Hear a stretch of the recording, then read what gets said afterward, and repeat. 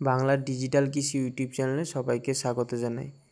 আমার এই চ্যানেলে যারা নতুন তারা চ্যানেলটিকে সাবস্ক্রাইব করে পাশে থাকবেন, যাতে নতুন নতুন ভিডিওগুলি আপনাদের কাছে খুব তাড়াতাড়ি পৌঁছতে পারে।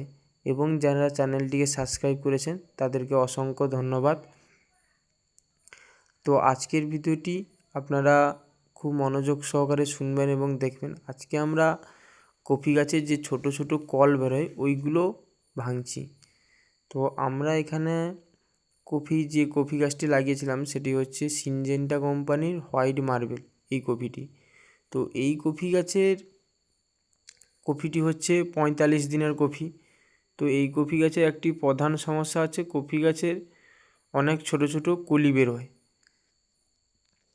তো ওই কলিগুলি যদি না ভাঙা হয় তখন কিন্তু যে বড় কপিটা, মাথার যে বড় কপিটা, ওই কপিটা কিন্তু ছোট হয়ে যাবে, কলিগুলি সব খাবার খেয়ে নেবে। এই জন্য সময় থাকতে ওই কলিগুলি ভেঙে ফেলা উচিত, যাতে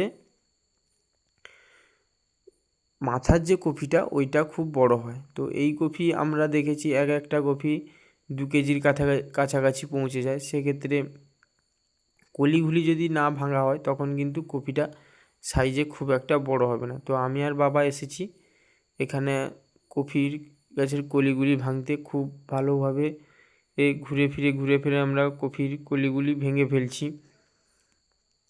তো এই কফিটা কিন্তু 45 দিনের কফি। তো এর পরবর্তীতে আমরা দেখব এই কফি গাছে কফি হতে কতদিন সময় লাগে। এখানে আমরা কিন্তু একবার সেচ দিয়েছি। একবার সেচ দেওয়ার পর কফি গাছের সাইজটা এই রকম হয়েছে।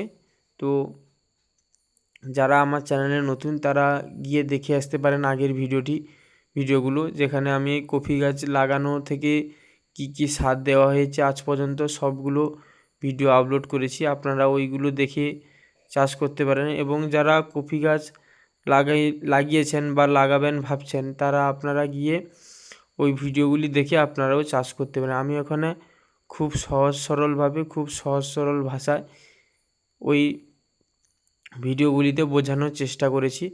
এবং যারা বুঝতে পারেননি তারা আমাকে কমেন্ট করে জানাতে পারেন। আমি অবশ্যই আপনাদের বুঝাবো এবং বোঝানোর চেষ্টা করব, যাতে আপনাদের খুব ভালো হয় এবং উপকার হয়। এই যে আমাদের এখানে কলি ভাঙা চলছে। তো আজকে ভিডিওটি আর বড় করব না, আমরা ভিডিওটি এখানে শেষ করছি।